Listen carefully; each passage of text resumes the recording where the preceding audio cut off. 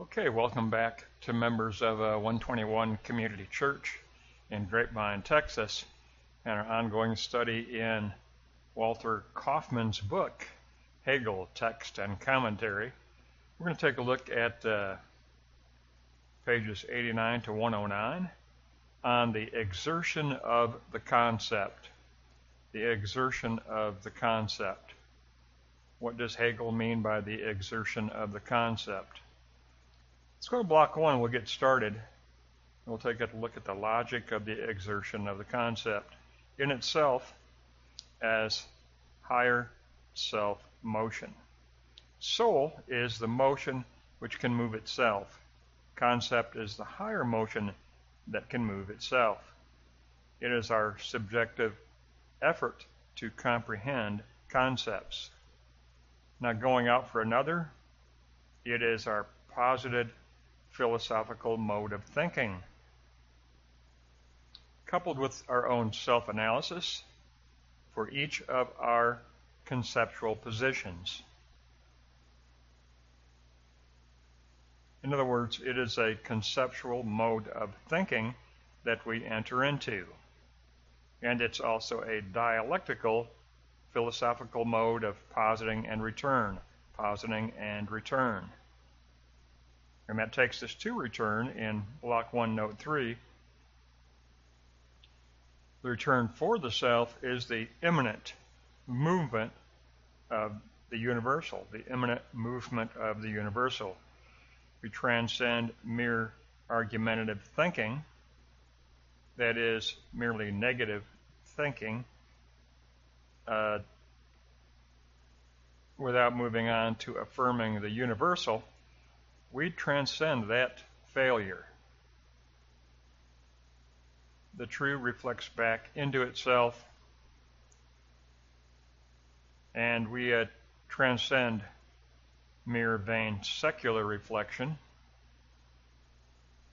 with a deeper reflection that reflects back into itself after positing. Conceptual thinking takes up the negative moment of negating the determinate side of our experience, along with recognizing the unveiled universal that must be affirmed. We negate the determinate side, the surface determinate side, thereby unveiling the inner universal concept, and then we take up and internalize that unveiled universal concept, which is in the classical Greek eidos, and I think Husserl sometimes translates eidos as essence, but Hegel translates it as concept. In the past, I've always translated it as idea. I like to translate it as idea, but it's eidos in the classical Greek as that inner universal essence that is veiled by the determinateness of existence. Well, when we get involved in seeking out those spiritual concepts, we enter into a process of noesis, spiritual perception, and spiritual perception negates determinateness to unveil the universal eidos, idea. And then we internalize and affirm the discovered, unveiled universal essence, or the universal eidos concept. The immanent universal is to be affirmed as the true. Let's go on to block 2 and take a look at that philosophical mode of thought. Hegel says that when we do move into the doctrine of noesis, spiritual perception, we enter into and participate in a philosophical mode of thought. In itself, of the philosophical mode is the conceptual mode of comprehension. The concept itself presents itself as its own becoming, taking its determinants back into itself, negating them or sublating them, negating them, in order to affirm the movement of the differentiated content, in order to affirm the unveiled universal. Two going out for another as the movement of differentiated content. Conceptual movement is our object when we enter into the work of noesis, spiritual perception. It's a content that is bound to the self. It is bound to self-identity as well. We are trying to unveil the concepts that make up a worldview, but that worldview implicates the self as well. A philosophical worldview is a philosophical ontology that also is important for our own self-identity as well. So it's a content bound to the self as the substance of the universal itself. We find ourselves implicated in and bound to the unveiled universal itself. Block 2, Note 3. The return for the self as the substance of the universal. As the substance of the universal. Truth as mere predicate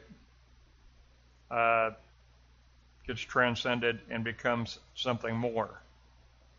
Truth becomes the gravity of conceptual thinking itself. This whole process anchors us into spiritual perception, anchors us into spiritual truth. Truth becomes gravity, the gravity of conceptual thinking. It anchors the self as the notion of the true. And we become, for Hegel, the subject as a living soul. We negate our own determinate side, our own finite side, and we affirm the self's universal side, which is soul. So in return moment, we are affirming our life as a living spiritual soul, not merely a self with an ego, but a subject as a living spiritual soul that desires to participate in the realm of spirit, who desires to participate in the realm of positing. And so there is a negation of determinateness with regard to the self as well. We negate the determinate ego. We affirm the living spiritual soul. The self becomes a subject as a living soul, says Hegel. So we've looked at the logic of the exertion of the concept. We've looked at the mode of thought as the conceptual mode of comprehending spiritual perception. Noesis in the Greek, the doctrine of noesis. Remember our composite lesson at the top of the chart. The three moments for Hegel are: we enter into noesis, spiritual perception, and then katanoesis, which is understanding, where we actually group the concepts together into a sign model, and then sunaidese, posited self-consciousness as a posited sign model, where the concepts are converted to signs that are more lively and more dynamic, and our worldview becomes a sign model, not a schema of rigid, static concepts, but a sign model of living signs that point beyond themselves. Now, we move into block 3, and we look at what does it mean to abide in the inner truth of the matter. In other words, what does it mean to live our lives in the realm of spirit, in the immanent inner truth of the matter, in itself as immanent movement of the universal. God is the one spirit of being, the I am, within which we must take up the mode of learning and exercise, similar to Paul Tillich, who did equate God with being itself, with the I am. 3.2, for another, we enter into the dialectic of learning. It is a dialectic of learning. That's when we posit our sign model, we are at the same time anticipating learning more through the recognition of other persons, their recognition, their dialogue. There will be discussions of the concepts, and don't you think this concept should be related to this concept, and do you see this relation? And dialogue helps open up new possibilities to us for our comprehension of the true. So it is a dialectic of learning where we address the deeper questions of life, spirit, and truth. It's a process where spirit reaches true knowledge. We move beyond mere consciousness of opposites. We enter into the work of the concept toward complete knowledge of concept. And I love that expression, we enter into and participate in the work of the concept, the work of the unveiling of the eidos ideas. That is a work that we enter into and participate in. It is a self-movement of spirit. Remember our previous lesson where we talk about the more subtle dissolving away of determinateness. That's the objective reality. But then subjectively, we decide for negating determinateness and affirming the universal. So it's subjective and objective. It is the participation in the work of the concept, in the work of participating in the universal essence, which of course is the realm of spirit. And very few people recognize the realm of spirit. Even fewer in number participate in a realm of spirit. But that's the key. We want to recognize a realm of spirit behind surface reality that is moving all the time from dunamis, potential, to energia, actual. And that is, again, those are the classical Greek concepts that describe the movement of spirit. It's always moving from dunamis, potential of spirit, to energia, actuality of spirit. And it takes place behind surface reality, so you have to see in a new way in order to recognize that.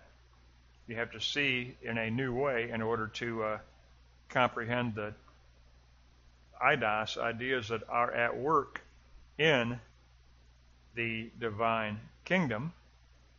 And our interpretive tool, I've said it many times, I'll say it again, but our interpretive tool, our interpretive filter that imprints our conscience is always, according to Hegel, and I agree with him 100%, it is the speculative Good Friday, the revelation of Christ on the cross, the resurrected Christ of the cross. And that is what Hegel called the speculative Good Friday as negation of the negative.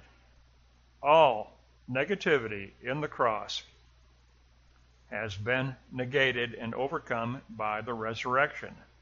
Every negative of the cross, including being abandoned by God. My God, why have you forsaken me? Even God-forsakenness, even that negative, that horrible negative, has been overcome by the resurrection. So our key interpretive filter is the speculative Good Friday as the negation of the negative, which guides us toward complete knowledge of the concept. And then we go to 3.3, returning for the self as the work of the concept. And that's the work of self-consciousness, reason, or go back to the summary chart, that's sun idese, where we take the concepts we have discovered and arrange them into a working model, and then convert the concepts to living, dynamic signs that point beyond themselves, and then we enter the realm of positing, because what we posit is a sign model, not a static schema of rigid concepts, but a living sign model of signs that point beyond themselves to a new heaven and a new earth, to a new self-identity and a new reality. Living signs arranged in a living sign model. And that becomes what we had in the summary chart as the far top right, the stage of sun idese, which is the prefix sun, meaning with, and eidos, ideas. It means we enjoin ourselves to that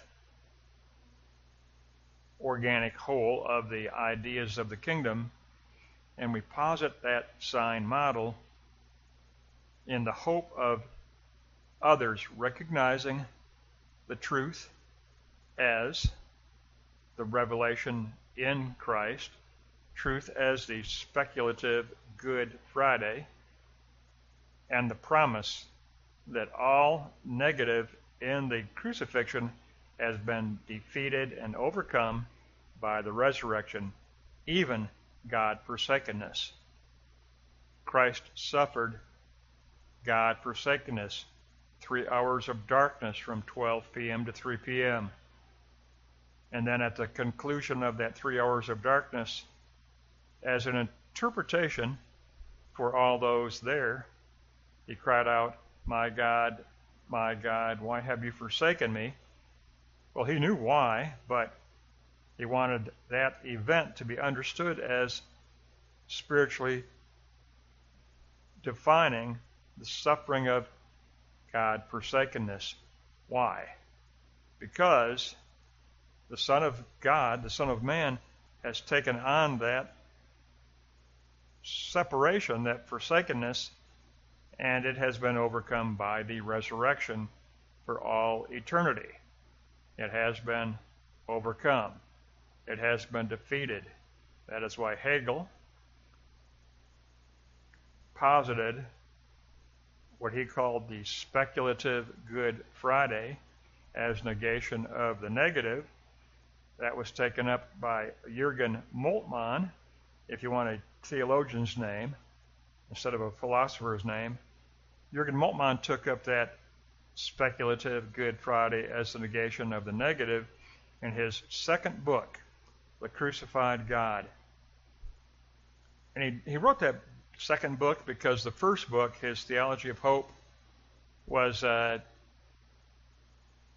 interpreted in such a utopian kind of way by America that he felt like he had to correct the misinterpretations of the Theology of Hope by writing a very strong Christology in The Crucified God, his second book.